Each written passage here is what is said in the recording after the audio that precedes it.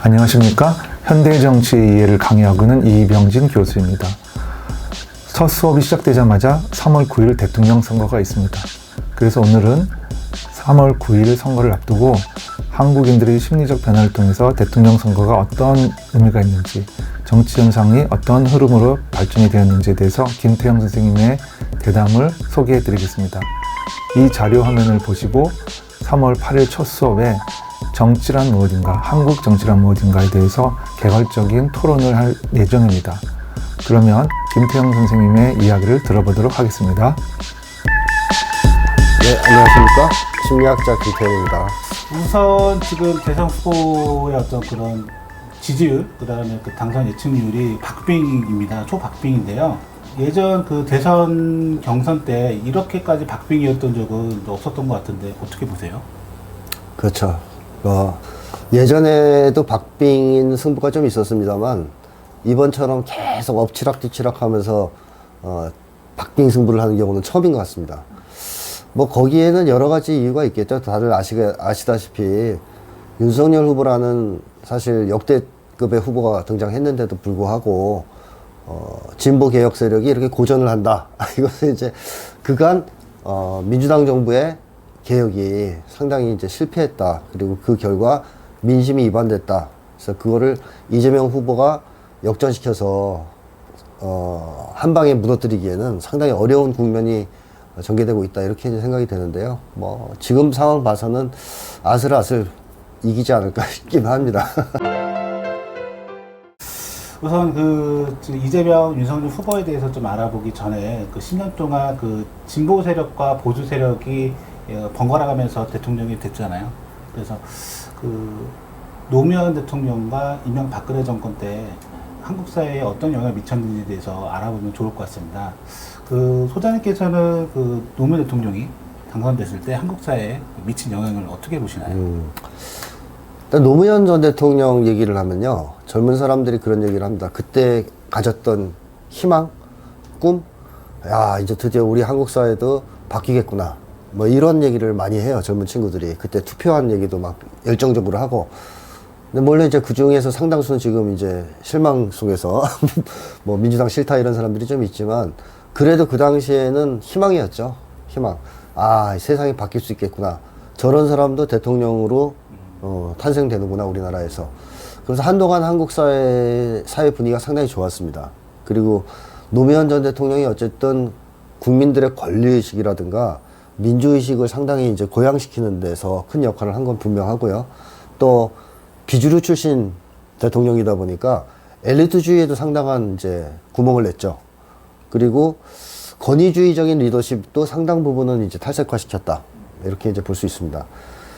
그리고 이제 노무현 전 대통령을 당선시킴으로써 이제 민주개혁 세력의 자신감도 상당히 이제 올라갔었는데 약간 과대했던 측면도 있어요. 이제 뭐 앞으로 이제 영원히 우리가 집권할 거다. 뭐 이렇게 조금 흥분 상태에서 자신감을 너무 과도하게 가진 측면도 있지만 어쨌든 전반적으로 이제 민주개혁 진영이 자신감이 고양됐던 건 사실입니다. 그리고 한반도의 평화 분위기도 진작됐었죠. 다만 이제 안타까운 것은 노무현 정권이 신자유주의 시대에 집권을 하다 보니까 전 세계적인 어떤 신자유주의의 흐름에 저항을 못했습니다. 그래서 개혁이 상당 부분은 이제 좀 좌초된 측면이 있어요. 그래서 노무현 정권이 후반부에 갔을 때는 민심을 많이 잃었잖아요.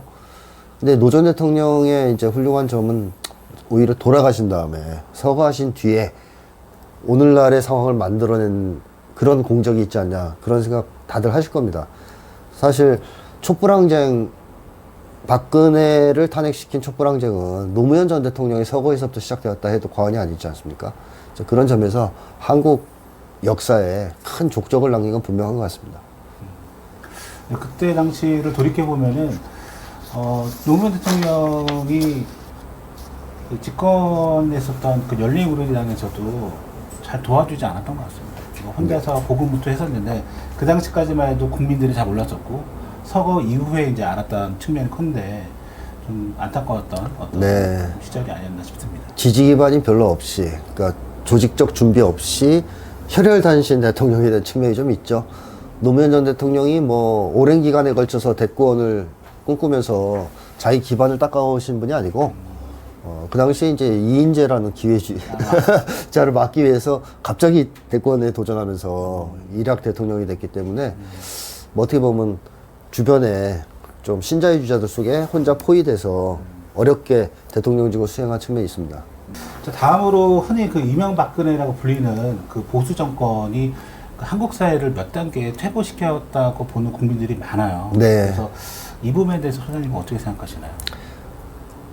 국민들 입장에서는 희망을 가졌잖아요. 세상이 변화할 수 있다. 그래서 바뀐다.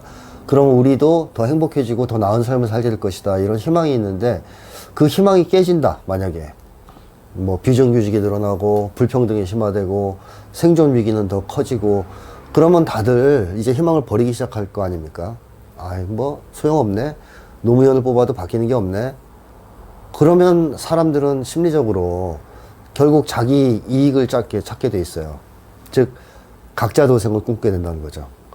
뭐 다 소용없어. 정치고 뭐고 그냥 돈이나 벌어서 이 끔찍한 상황을 좀 탈출했으면 좋겠다. 이런 심리가 팽배해지게 되는데 여기에 이제 이명박이 불을 딱 질렀죠.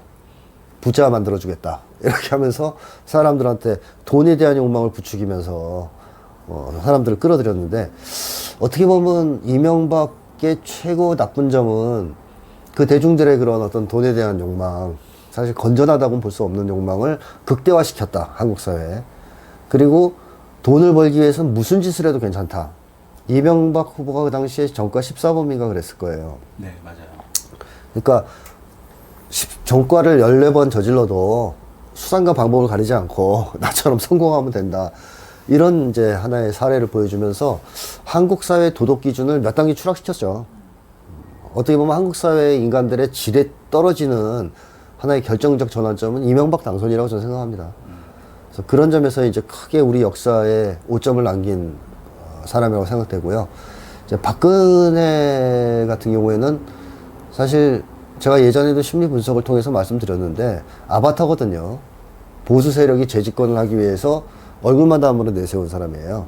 그러니까 대통령의 자질이 없는 사람이라는 건데 이제 그런 사람이 대통령이 됐으니까 역사도 후퇴하고 민주주의도 후퇴하고 또 박근혜의 국정 수행 이런 걸 보는 국민들은 그야말로 우라가 치밀죠. 자괴감도 느끼고 야 저런 사람을 대통령을 뽑아놨어? 그러다가 결국 최순실 국정농단 사건이 터지면서 촛불항쟁이 터진 거 아니겠습니까? 그래서 이제 이명박 박근혜가 각기 다른 측면에서 한국의 사회, 한국 사회 또 한국의 역사를 몇 단계 후퇴시켰다. 그리고 국민들 입장에서는 야 우리가 아무나 뽑아서는 안 되겠구나 하는 또 하나의 심각한 교훈을 준 그런 사건 아니었나 생각합니다. 그 박근혜에 대한 실체가 드러나는 순간은 제가 생각했을 때는 세월호 사건인 것 같거든요. 네, 그렇습니다. 그래서 세월호 사건을 보면서 이건 아닌데 싶은 생각이 굉장히 많이 들었고 네. 거기에 따른 국민들의 각성이 그때부터 시작이 된 것 네. 같아 보입니다. 국민들의 심리에 커다란 충격을 준 사건을 꼽으라면 노무현 전 대통령의 서거, 그 다음에 두 번째 세월호죠. 이걸 보면서 국민들의 의식이 크게 변화하는데 좀 구체적인 예를 들자면 제 친구들은 이제 민주화 세대란 말이에요. 대부분. 근데 노무현 전 대통령 서거 전까지만 해도 이 친구들이 거의 보수화돼 있었어요. 보수적인 사고방식을 갖고 있었고. 근데 노 전 대통령 서거를 보면서 약간 변화가 있더라고요. 이제 변화하기 시작했고 세월호를 겪으면서는 만나보니까 바뀌어 있더라고 입장이. 그래서 얘들이 다 이제 열받았구나. 더 이상 이 상태로는 안 되겠구나라는 것을 세월을 통해서 느꼈구나.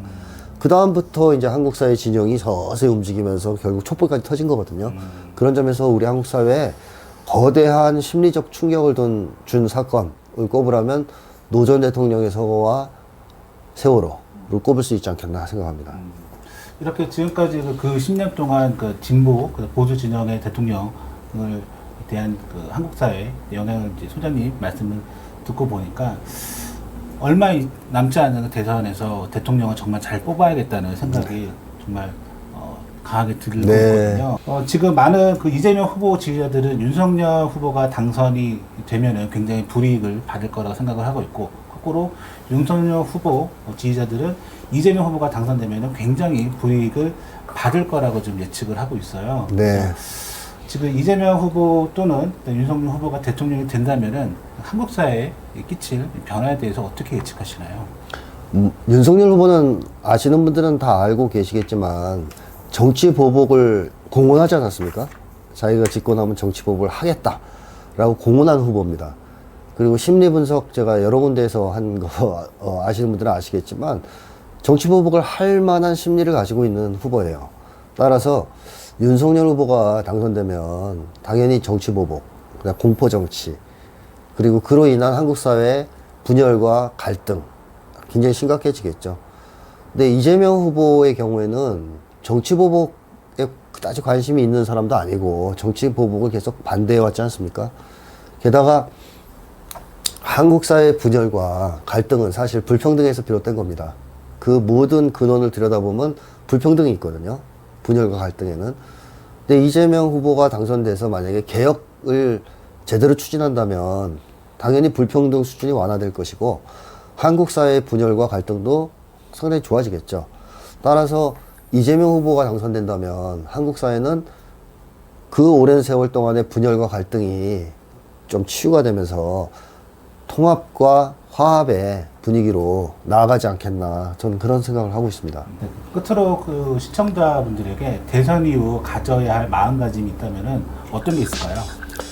뭐 다들 경험해 보셨겠지만 대통령 한 명 바꾼다고 해서 세상이 바뀌지 않습니다. 또 개혁이 성공하지도 못합니다. 노무현 전 대통령 사례가 이제 그걸 잘 보여줬죠. 그래서 노 전 대통령이 돌아가시면서 그 얘기를 하셨거든요. 깨어있는 시민의 조직된 힘이 필요하다. 그러니까 깨어있는 시민이 필요하다는 건 다 알고 있고 뭐 제로된 여지가 없는데 왜 조직된 힘이라 그랬을까요? 흩어져 있으면 소용없다는 얘기입니다. 흩어져 있습니다. 그러니까 조직된 힘이라는 것은 저는 좀 구체적으로 상설적인 조직화라고 생각합니다. 그러니까 대통령 선거가 끝나면 야 이제 우리 마음에 드는 대통령 뽑았다. 집에 가서 이제 밥 먹고 쉬자. 이렇게 하면 제가 볼 때 개혁이 제대로 추진될 수 없고 또 설사 이재명 후보가 당선된다 하더라도 과감하게 개혁을 추진할 수 없을 겁니다. 국민들이 깨어있고 그냥 깨어있는 것에 그치는 게 아니라 조직 속에 묶여 있어야 됩니다. 계속. 저는 그래서 국민들이 정치에 참여할 수 있는 조직들이 많이 만들어지고 대선 조직 같은 거 이제 좋은 거죠. 이재명 후보를 당선시키기 위한 대선 조직 같은 거. 그 조직을 상설적인 정치 조직으로 만들고 시민들이 참여하는 그걸 통해서 정치에 계속 참여해야 된다. 그러니까 국민들이 뒷받침을 해줘야 된다는 것이죠. 또 이재명 후보가 반개혁 세력에 포위돼서 섬에 홀로 남아있는 그런 신세가 되게 하면 안 되지 않겠습니까? 그래서 국민들이 뒷받침을 해줄 생각을 해야 된다, 이번에는. 그런 말씀을 드리고 싶고, 한 가지 이제 좋은 점은 이재명 후보는 고위 추구형 정치인이기 때문에 적어도 국민을 배신하진 않거든요. 그래서 국민들이 요구하고 하자 하면 그걸 안 할 사람은 아닙니다. 그런 얘기가 들려오면 열심히 뛸 겁니다. 그런 점에서 상당히 좋은 기회가 열릴 수 있다고 저는 생각해요. 이재명 후보를 당선시킨다면 국민들이 노력만 하면 국민들의 민의를 단철시킬 수 있는 역할은 이재명 후보가 상당 부분 해주지 않겠나. 그래서 한국 사회가 다시 개혁, 그 다음에 화합의 분위기로 나아갈 수 있고 또 한반도 차원에서는 평화로 나아갈 수 있는 그런 하나의 중요한 계기점이 될 수 있을 거라고 생각합니다.